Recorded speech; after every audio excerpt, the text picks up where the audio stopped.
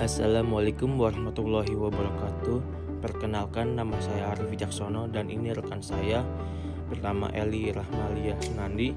Kami dari kelompok 1 ingin mempresentasikan tentang mengeksplorasi teks akademik dalam genre makro. Apa sih yang dimaksud dengan teks akademik? Teks akademik atau yang sering juga disebut teks ilmiah adalah tulisan yang diperoleh sesuai dengan sifat keilmuannya dan didasari oleh hasil pengamatan, penelitian dalam suatu bidang tertentu, disusun menurut metode tertentu dengan sistematika penulisannya yang sopan santun dan bahasa, dan isinya dapat dipertanggungjawabkan kebenaran dan keilmiahannya. Saya di sini akan membahas bagaimana membangun konteks teks akademik. Yang kedua yaitu bagaimana menelusuri dan menganalisis model teks akademik. Yang ketiga yaitu membangun teks akademik secara bersama-sama. Yang pertama yaitu bagaimana membangun konteks teks akademik. Teks akademik atau teks ilmiah berwujud seperti buku, ulasan buku, dan lain sebagainya yang terkandung campuran dari beberapa genre makro dan genre mikro. Genre makro adalah genre yang digunakan untuk menamai sebuah jenis teks secara keseluruhan. Sedangkan genre mikro adalah subgenre yang lebih kecil yang terdapat di dalamnya. Yang kedua yaitu menelusuri dan menganalisis model teks akademik. Yang pertama, mengidentifikasi ciri-ciri teks akademik dan teks non-akademik. Ciri-ciri teks non-akademik yaitu sederhana, objektif, dan logis.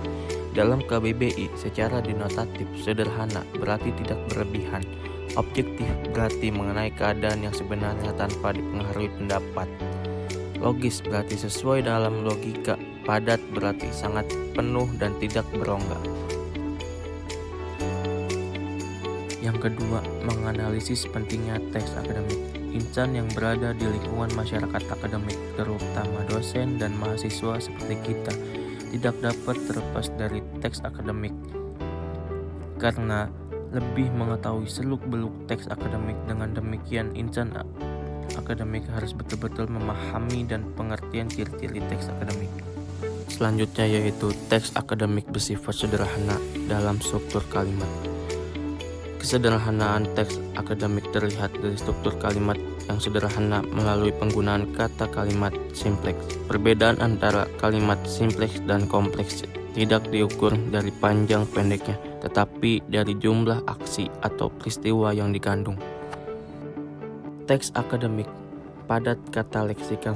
Teks akademik lebih banyak mengandung kata leksikal atau kata isi, nomina, verba, predikator, adjektiva, dan adverbial tertentu daripada kata struktural seperti konjungsi, kata sandang, preposisi, dan sebagainya. Teks akademik banyak memanfaatkan metafora gramatika melalui ungkapan inkongren. Metafora gramatika adalah pergeseran dari satu jenis leksis ke jenis leksis lainnya, atau dari tataran gramatika yang lebih tinggi ke tataran gramatika yang lebih rendah. Metafora gramatika terjadi pada ungkapan yang inkongren sebagai kebalikannya dari ungkapan kongren. Berikutnya yaitu teks akademik banyak memanfaatkan istilah teksis. Pada prinsipnya, istilah teksis merupakan penamaan kepada sesuatu dengan penggunaan nomina yang diantara lain dibangun melalui proses nominalisasi terkait bidang ilmu tempat istilah teksis digunakan. Perlu digarisbawahi bahwa istilah yang sama mungkin mengandung makna yang berbeda apabila istilah itu digunakan pada bidang ilmu yang berbeda. Selanjutnya, teks akademik bersifat taksonomik dan abstrak. Pada dasarnya, taksonomik adalah pemetaan pokok persoalan melalui klasifikasi terhadap sesuatu. Oleh Wignell, Martin, Egnis, masalah taksonomik pada teks dibahas dalam konteks bahwa perpindahan dari pemaparan peristiwa duniawi dengan bahasa sehari-hari menuju penyusunan ilmiah yang sistematis dengan bahasa yang lebih teknis adalah perpindahan dari deskripsi menuju klasifikasi. Teks akademik banyak memanfaatkan sistem pengacuan Espora. Sebagai pengacuan Espora dimanfaatkan pada teks akademik untuk menunjukkan prinsip generalitas, bahwa benda yang disebut dalam kelompok nomina tersebut bukan benda yang mengacu kepada penyebutan sebelumnya.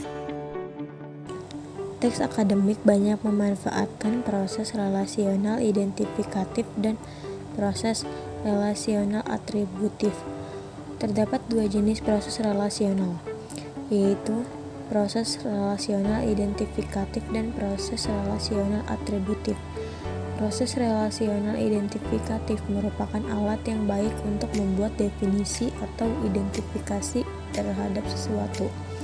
Sedangkan proses relasional atributif merupakan alat yang baik untuk membuat deskripsi dengan menampilkan sifat, ciri, atau keadaan benda yang dideskripsikan tersebut. Akademik bersifat monologis dengan banyak mendayagunakan kalimat indikatif dan deklaratif. Sifat monologis pada teks akademik mengandung arti bahwa teks tersebut memberikan informasi kepada pembaca dalam satu arah. Untuk memenuhi sifat monologis, teks akademik mendayagunakan kalimat indikatif deklaratif yang berfungsi sebagai proposisi memberi, berbeda dengan kalimat indikatif interogatif yang berfungsi sebagai proposisi meminta, atau kalimat imperatif yang berfungsi sebagai proposal meminta. Pada teks akademik, penulis tidak meminta kepada pembaca untuk melakukan sesuatu atau jasa, dan tidak meminta informasi, tetapi memberi informasi. Akademik memanfaatkan bentuk pasif untuk menekankan pokok persoalan, bukan pelaku dan akibatnya. Teks akademik menjadi objektif, bukan subjektif. Ciri bahwa teks akademik memanfaatkan bentuk pasif sudah lama dibahas, tetapi kenyataan ini hendaknya tidak dipahami sebagai kebalikannya, bahwa teks akademik tidak memanfaatkan bentuk aktif. Teks akademik seharusnya tidak mengandung kalimat minor. Kalimat minor adalah kalimat yang tidak lengkap. Kalimat berkekurangan salah satu dari unsur pengisi subjek atau finit atau predikator. Akibatnya kalimat tersebut dapat dianalisis dari sudut pandang leksikodramatika, serta tidak dapat pula dianalisis serta menurut jenis dan fungsinya. Teks akademik seharusnya tidak mengandung kalimat tak gramatikal. Kalimat tak gramatikal adalah kalimat yang secara gramatikal mengandung kekurangan atau kelebihan unsur-unsur tertentu. Misalnya kata-kata leksikal seperti nomina yang berfungsi sebagai subjek dan verb yang berfungsi sebagai finit atau predikator, atau kata-kata struktural seperti konjungsi dan preposisi. Teks akademik tergolong ke dalam genre faktual, bukan genre fiksional. Sebagian teks akademik yang dikutip sebagai tugas pada poin-poin di atas adalah artikel ilmiah. Teks akademik yang demikian itu tergolong ke dalam genre faktual, bukan genre fiksional. Teks-teks tersebut dikatakan faktual karena teks-teks tersebut ditulis berdasarkan pada kenyataan empiris, bukan pada rekaan atau khayalan. Kegiatan 3. Membangun teks akademik secara bersama-sama. 1. Menggali dan mengevaluasi lebih jauh ciri-ciri teks akademik.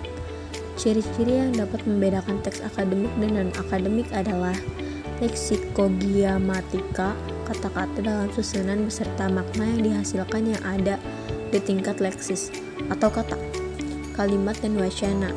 Ciri-ciri tersebut terlihat dari pemilihan leksis, kelompok kata, kompleksitas kalimat, dan struktur teks.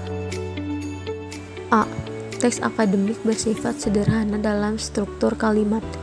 Kesederhanaan teks akademik terlihat dari struktur kalimat yang sederhana melalui kalimat simpleks.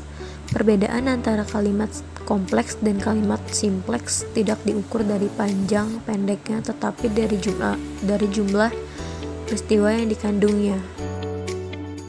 B. Teks akademik pada informasi.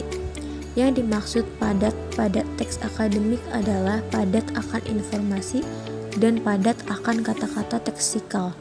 Kepadatan informasi disajikan pada subbab 1.3. Kepadatan informasi dapat dilakukan dengan dua sesi. Pertama, informasi dipadatkan melalui kalimat simpleks. Kedua, melalui nominalisasi. C. Teks akademik padat kata leksikal. Teks akademik lebih banyak mengandung kata leksikal atau isi daripada kata struktural. Holiday menyatakan bahwa seni akan ilmiah teks semakin besar pula kandungan leksikalnya. 1. Teks akademik banyak memanfaatkan informasi. 2. Teks akademik banyak memanfaatkan metafora gramatika melalui ungkapan lingkungan. F. Teks akademik banyak memanfaatkan istilah teknis. Istilah teknis merupakan penamaan kepada sesuatu dengan menggunakan nomina antara lain dibangun melalui proses nominasi. G. Teks akademik bersifat taksonomik dan abstrak. Taksonomi adalah pemetaan pokok persoalan melalui klasifikasi terhadap sesuatu. Taksonomi menjadi salah satu ciri teks akademik. H. Teks akademik banyak memanfaatkan sistem pengeluaran esfora sebagai pengacu di dalam teks. Pengacuan esfora dimanfaatkan pada teks akademik untuk menunjukkan prinsip generalitas. I. Teks akademik banyak memanfaatkan proses relasional identifikatif dan proses relasional atributif. Terdapat dua jenis proses relasional, yaitu proses relasional identifikatif dan proses relasional atributif.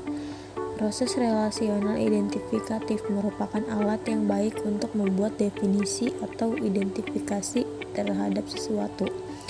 Sedangkan proses relasional atributif merupakan alat yang baik untuk membuat deskripsi dengan menampilkan sifat, ciri, atau keadaan benda yang dideskripsikan tersebut.